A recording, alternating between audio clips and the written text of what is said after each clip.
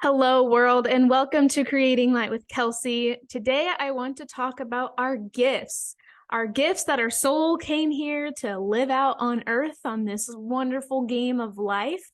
And when we don't pay attention or listen or utilize those gifts, how, in my experience, has caused symptoms of feeling depressed. It's spoken a lot in the spiritual community that I've noticed is depression is actually a sign of unalignment and our soul being very off track of what it came here to do and be, and consumed within the societal pressures of what we should be or how we should behave or how we should work, all of the shoulds in life, and boxing ourselves in to what outside people want of us versus what we want of us. And therefore, when we do that and we outsource, causes depression.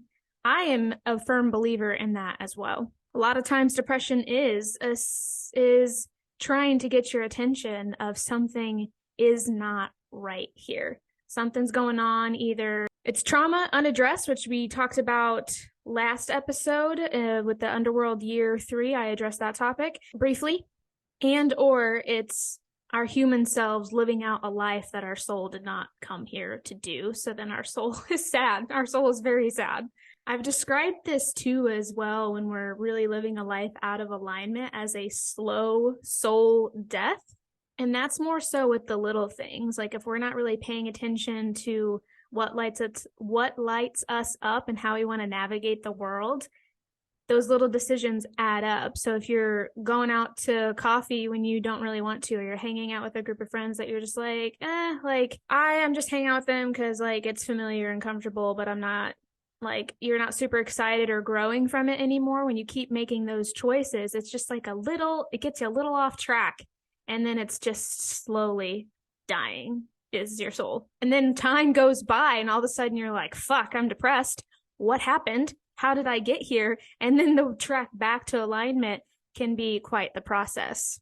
Okay, so interesting. I was looking back on my notes. Like I am still going to be freeballing this episode and speak on what comes through, but I had a specific topic and story I wanted to have as reference for you all.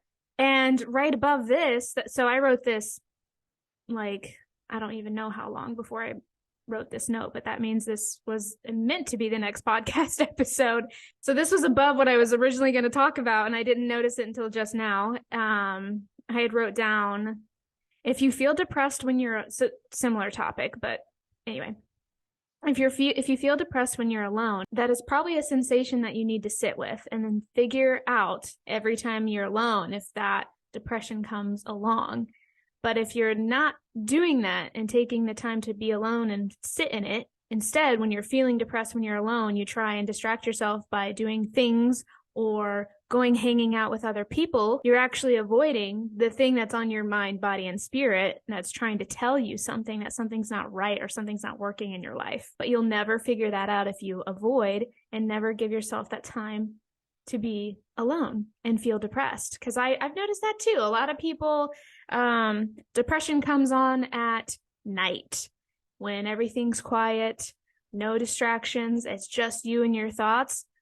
Then all of a sudden your soul speaks to you and it's asking you to listen.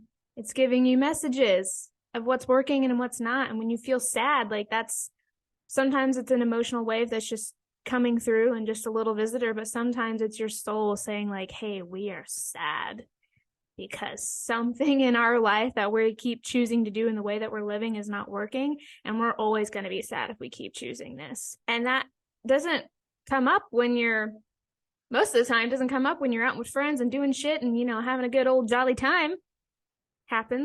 Surfaces when you're alone.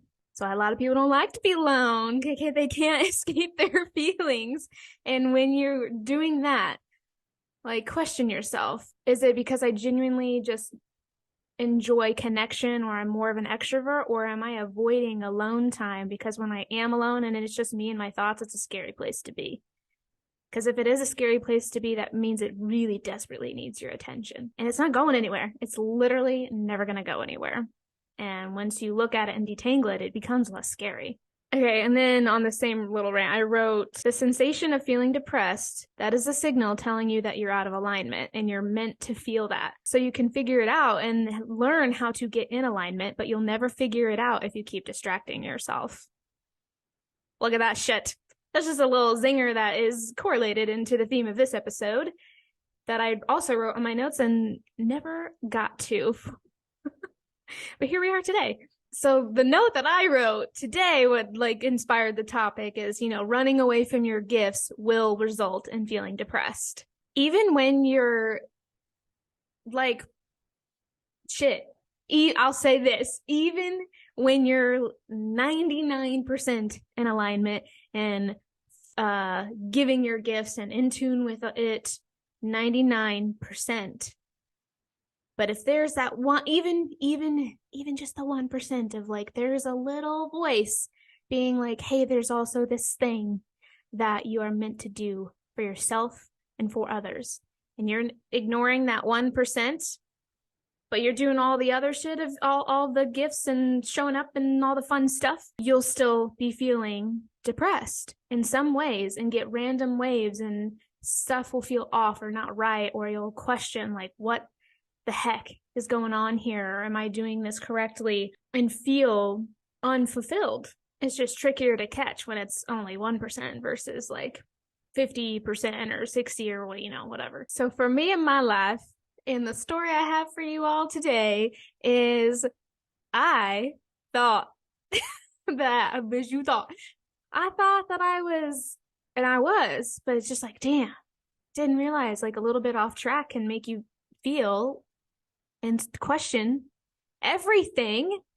Like it seriously matters to like constantly tune in and listen to your soul's desires. But being an art therapist is something that I've worked for and loved, and I was in school for it for 8 fucking years, and I'm still in my postgraduate residency period of gaining my hours for complete registration. I have my provisional registration credential, and then to be a fully registered art therapist, you have to have 1,500 client contact hours after and 100 hours of supervision.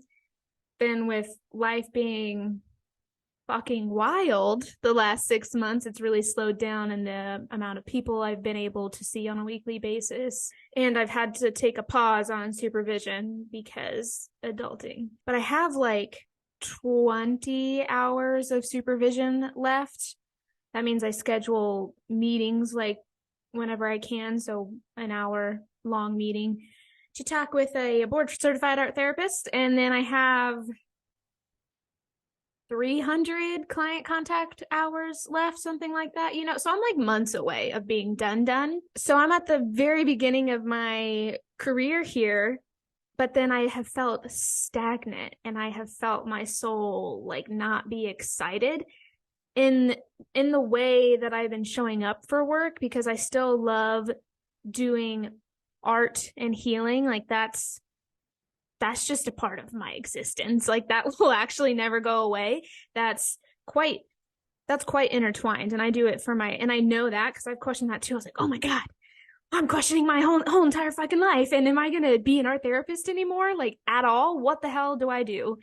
So because that's how off and stagnant and decaying I have been feeling within purpose work and just showing up on like life. Like I don't want to work and not be lit up every day or have it be this thing of like, oh yeah, this is work, I'm going to work. Like, no, this is an extension of me, and that's how I want my work to be, not just this thing I show up to pay the bills and whatever. Like, nah.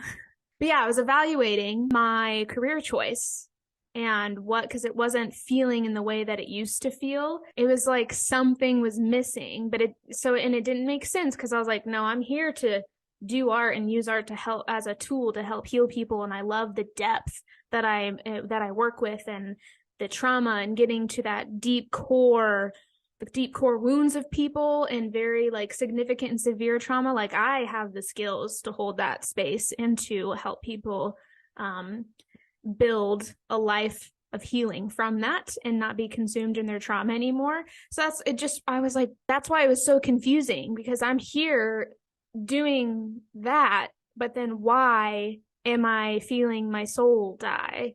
Which is I'm a cool sensation to feel.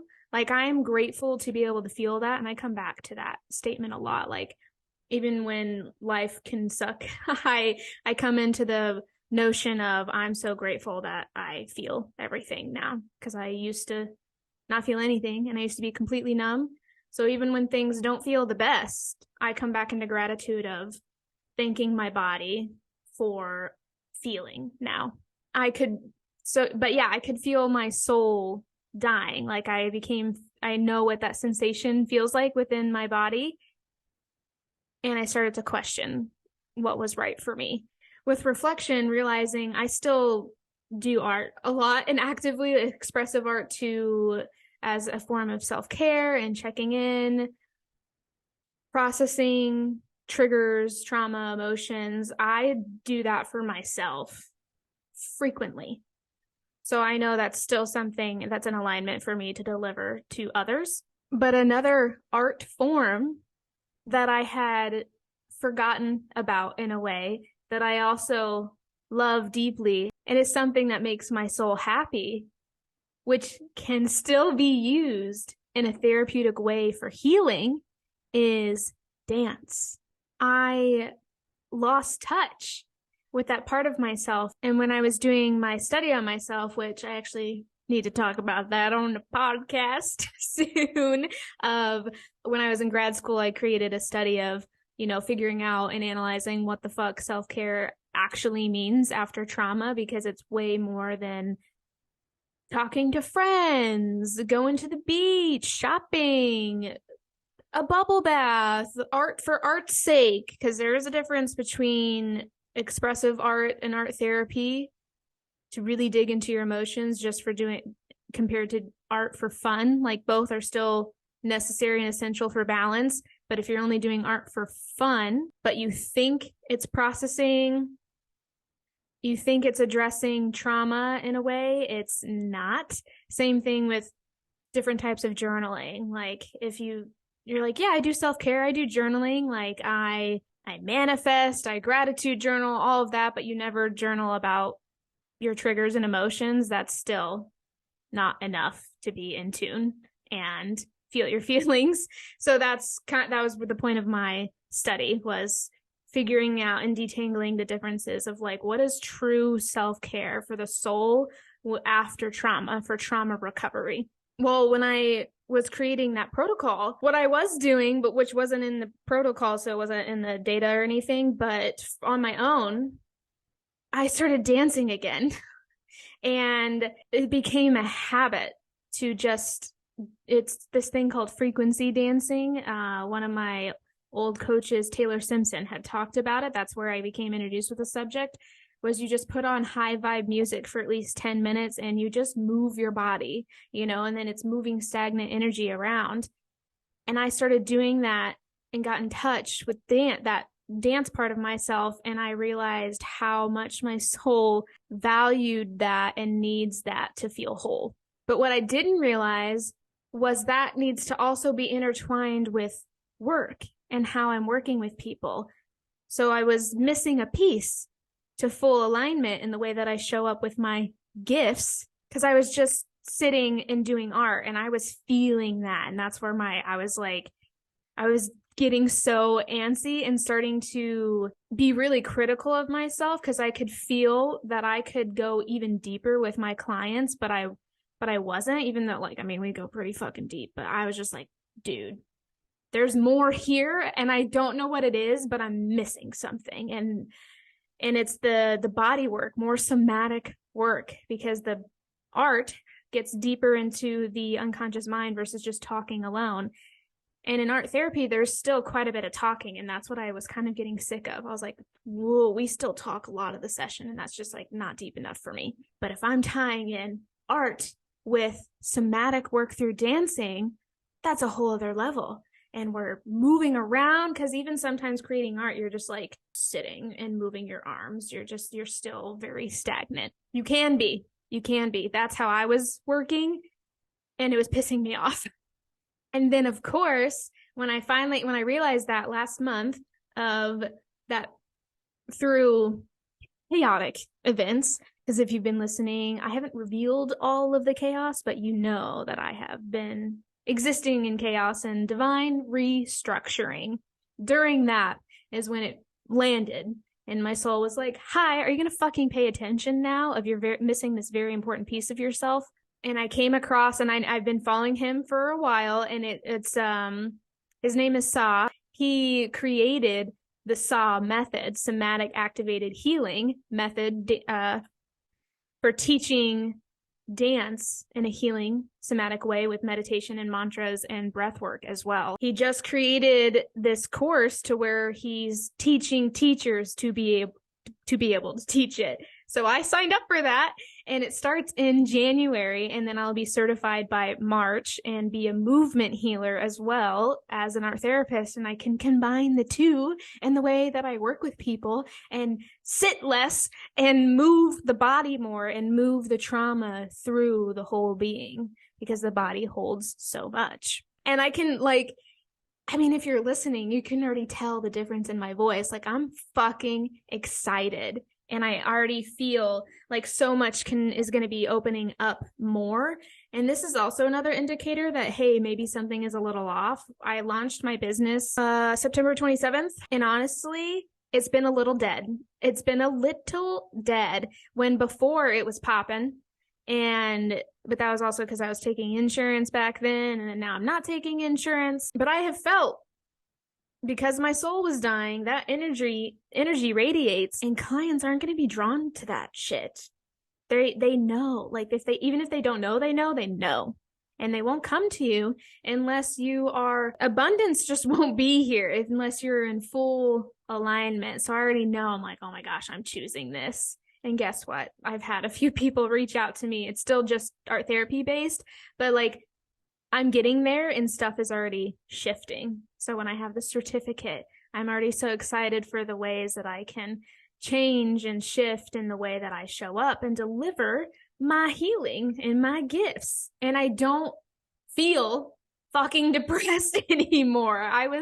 That too. It was so confusing because I was like, I'm here running my business, which is something that I want to do. I don't want to be working for someone else. I'm setting my schedule. I'm setting my prices. I work and do treatment plans in the way that I want to. The clients on my caseload are fucking amazing. And the relationship that I have with them, I'm so grateful for. And I've seen so much growth, and I'm really happy with that.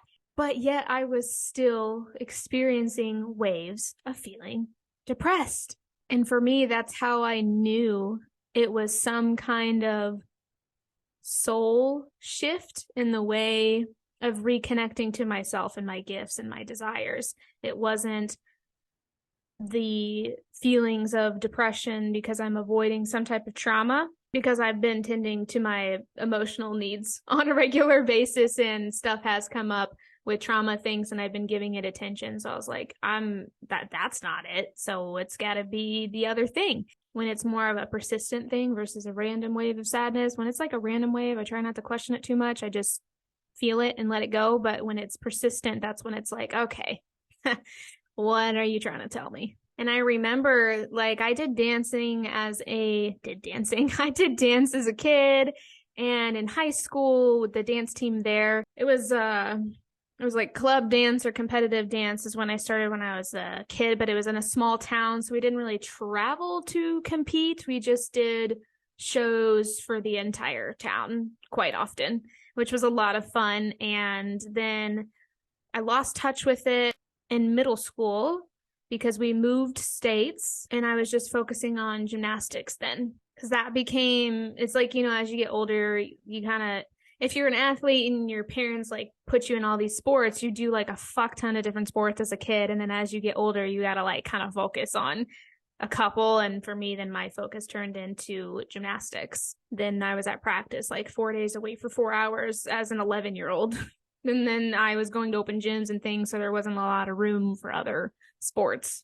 But then I quit gymnastics going into high school. My parents, though, didn't allow me to not be in a sport because they figured their belief was free time would equal I would get into trouble, or that kids just get into trouble if they have free time, which is, created the pattern of avoiding my feelings and not knowing how to feel because I was so busy. I didn't have fucking time to myself to feel or figure out what the hell is going on or critically think. Nothing. So I started cheer. I went back to dance and cheer at the same time, kind of figuring out which avenue I wanted to go in. And the one dance studio was like, it was okay. And I think because it was just okay, the cheer seemed way more fun and challenging. And so I had to choose, and I chose cheer. And I distinctly remember after I made that choice and then we quit dance, canceled the membership, and the season had started with more competitions. Like, it was going to be starting soon. That's why I had to make the decision of which one I was going to stick with. I was so sad. I remember crying to my parents of oh no, I changed my mind. I want to go back to dance. I don't want to do cheer.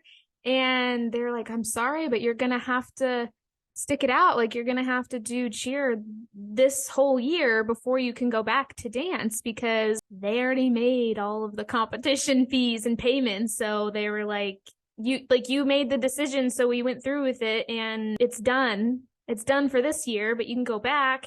And I was distraught. This is wild. I fucking lost it. I was devastated. So that tells you how big it was. And then if I just continued to lose touch with it and not being in dance, no wonder now my soul is I don't fucking care if you're 29 years old and you don't have a professional dance background experience. You're meant to do something with this. So figure it out, please, or your soul's going to keep slowly dying. And that's the thing too. We box ourselves in with certain modalities and ways that we would heal or teach or show up to work, because a lot of times it's oh, if I'm not a professional dancer, then there's no lane for me to use this in. It would just be a hobby for me to go to dance class every now and then, which that is something that I want to do. But when it's connected to your soul, it's got to be even more than that, So it was difficult. I just didn't think of it. I was oh, well, that's something you do when you're younger, and you only continue to do it if you're professional at it. And so let it go. That chapter is done. That's not the case, friends. You can't just shut out your soul's desires. You got to figure it out. Got to get creative. Break out of the matrix. Figure something else out. Break out of the matrix, because there's way more other avenues than you think as far as doing what you want with yourself in life. But I did do dance team in high school, and that was really fulfilling and fun, but that's where my brain doesn't connect that to having a bunch of dance experience. Oh, I did it as a kid, I did it in high school, didn't really compete with it though. So who am I? Oh, look at that. Who am I to say this is a gift of mine to give to the world? So let's just shove it down. And we have all these other gifts of helping people heal, see the darkness with themselves, alchemize it into light, using art to express themselves and get in tune. Those are a lot of other gifts. Lean into that. But just that little bit, the little 1% for me is probably 20% that I was still negating, is no, you're still not going to feel whole if you don't do this. And here we are, signing up for the SAW method, somatic activated healing. And since I've done that, signed up for that, and making that a priority now, to intertwine that, bring it to the surface, no longer trying to shove it down, I have been just struck with a lot of knowing of what's all going to open up for me in life, but just opportunities in business too. Because if I'm not showing up as my full self, as this also dancer part of myself, my brand will never reach its full potential. I won't attract my soulmate clients because I'm ignoring parts of my fucking soul. It all matters. It's all connected. And once we fucking start realizing that it's all connected, we open ourselves up to magic in every day, a life of grace and ease, being able to flow through the difficult emotions and always coming back to love because we're not ignoring ourselves. And if you know your gift, because this one I kind of like forgot and it came back, and then I was like, oh shit, you're right, soul. Let's get back on that. Sometimes I know some of you know. Some of you know your gift, but you're choosing to not do it. So for this scenario I just described, I forgot about it. And then it came back. And then when I knew, now I'm taking aligned action. Some of you already know, and you're not doing shit. That will hit harder. That will hit way harder. Stuff is going to be happening in your life to get you to pay attention. Things aren't going to work out. Shit's going to crumble. Depression and anxiety, because then it can turn into panic. Because if depression, that's suppressing the stuff to numb out, to not feel it if it's too much, or you're scared of a great life, because that also prevents people too, or if you don't feel worthy of it, so then we kind of like shove it down. But it can get to a point where it turns into panic and turns into anxiety, and your body's like, fucking pay attention to me. We are ignoring ourselves and our gifts, and life can start to wreak havoc because the way that you're living is not who you came here to be. And you know that. Anxiety is kind of a different topic. It's similar to depression in the way that of the lack of paying attention to self or life or surroundings or trauma. But that's a little different. So maybe I'll do a different podcast episode talking about avoiding your gifts and anxiety, because this one's about avoiding your gifts and depression. But I will stick to the notion of when you know your gift, but then you're ignoring it, that would still cause depression, and it would hit harder because you know the life that you want to live and that you could live, or what's possible, but something inside you is lying to you, and probably the societal and trauma programming. So once you pull those layers out, then you can see and believe in yourself, but that it's blocking you from believing you're worthy of having that. So then you don't utilize the gifts, or just fear of like being accepted or it going well, or, the list can kind of be endless. It can create a life of like boxing yourself in and staying stagnant. And that's really when the soul starts to die. If you know, though, you're already placing yourself on the path, compared to a person who doesn't know yet. They would have like a little more steps to figure out to know what the heck their gifts are. But if you already know your gifts, you're already on the way, my friend, which is exciting. It's exciting. And then you get to choose to move from there. Like, think about, I know what I can give the world. The how I may not know yet, but that's where you can start to detangle. How do you want to start showing up? What can you do differently now to get you closer to utilizing your gift versus the way that you're living and working in this current moment? That'd be a great journaling prompt, So I challenge everyone listening to just take a moment and think, and please journal on it. I'll drop some prompts in the show notes below to think of, what are my gifts that I could give the world? How am I showing up today to where I am utilizing some of the gifts, and where could I make some shifts to start using my gifts more? Like, where is my soul at in alignment in relation to giving my gifts? What needs to change? Where's room for growth? And go from there. There's a lot of information that will come through, and your soul will thank you for being like, yes, thank you for this attention. Because we need it. We all need it. And when we do that, we're really all helping elevate collective consciousness, and the ripple effect of healing becomes massive when we are in our truth and in our soul's purpose. And let me know what you journal. I would love to hear like what comes up for you, or what you notice. Like, you can DM me on Instagram at creatinglight_. I would love to hear from you all. But thank you for listening. And remember, when we see the light in ourselves, we create light in others.